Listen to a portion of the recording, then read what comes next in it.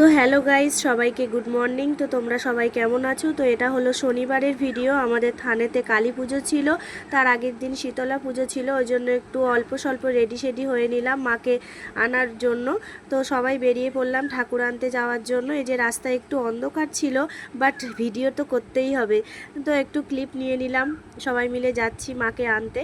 তো গল্প করতে করতে পৌঁছেও গেলাম মায়ের মা যেখানে আছে সেই বাড়িতে।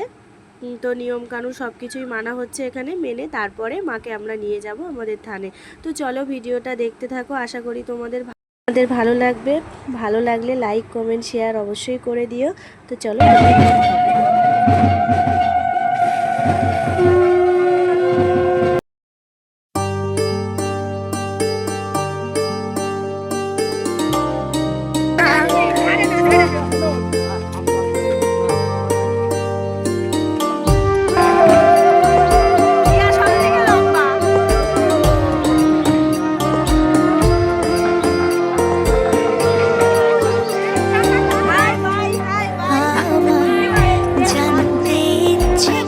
জানতে